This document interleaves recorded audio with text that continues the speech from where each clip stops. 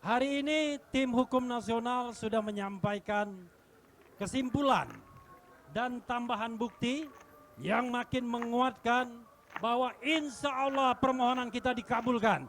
Amin. Amin. Amin. Jadi yang saya dengar adalah dari sisi hukum insya Allah kita kuat, kita menang. Tetapi bagaimanapun kita membutuhkan penguatan terhadap hakim-hakim Mahkamah Konstitusi. Karena hakim-hakim tersebut konon katanya takut. Takut apa? Takut akan intervensi kekuasaan. Allahu Akbar. Jadi tadi saya ditanya wartawan, kenapa ada demo di depan patung ini?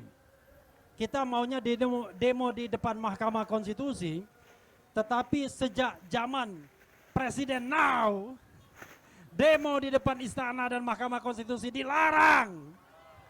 Walaupun sesungguhnya itu hak konstitusional kita. Ya. Saya katakan ini adalah aspirasi publik, bukan bentuk tekanan terhadap Mahkamah Konstitusi. Ini adalah aspirasi publik. Kenapa saya katakan aspirasi publik? Karena MK butuh dikuatkan dan diyakinkan untuk terus berada di jalan yang baik dan lurus. MK sumber masalah dengan putusan 90 yang memungkinkan anak kecil menjadi wakil presiden. Padahal belum cukup umur dan belum cukup dewasa. Nabi Muhammad saja yang dijuluki Al-Amin baru menjadi Rasul ketika usia 40 tahun. Ini masih kecil mau jadi wakil presiden, mau memimpin negeri sebesar ini. Karena itu kami yakin seyakin-yakinnya minimal diskualifikasi terhadap Gibran Rakabuming akan dilakukan. Allahu Akbar. Sekali lagi Gibran didiskualifikasi. Allahu Akbar. Karena itulah keyakinan yang kemudian terjemah dalam persidangan di Mahkamah Konstitusi. Jadi kawan-kawan semua, kalau saya mengatakan Gibran didiskualifikasi bukan karena saya sentimen. Tidak.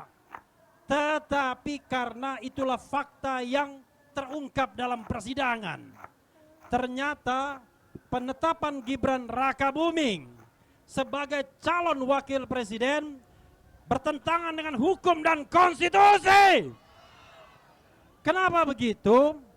Karena peraturan KPU yang menjadi prosedur untuk mendaftar sebagai calon wakil presiden tidak dipenuhi oleh Gibran.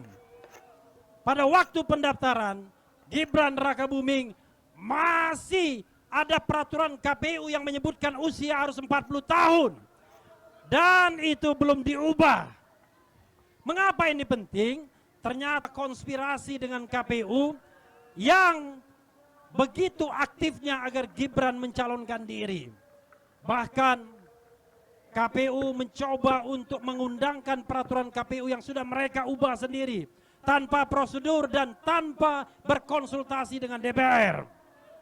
Dan itu terungkap dalam persidangan. Ada kong kali kong antara kubu Gibran dan kubu KPU untuk meloloskan Gibran sebagai calon wakil presiden. Karena itu setidak-tidaknya, sekurang-kurangnya, maka Gibran Rakabuming Raka harus didiskualifikasi. Tetapi kawan-kawan sekalian, itu baru permintaan yang minimalis. Permintaan kita yang lain adalah mungkin tidak. Kalau ada kecurangan, kawan Gibran pasangannya tidak terlibat. Nggak mungkin kan? Pasti ikut terlibat juga. Jadi kalau ada pakar hukum yang mengatakan bahwa nanti Prabowo dilantik, Gibran didiskualifikasi, itu cara berpikir yang keblinger. Sekali lagi keblinger. Kenapa begitu? Karena suara yang didapatkan 02 adalah suara Prabowo dan suara Gibran.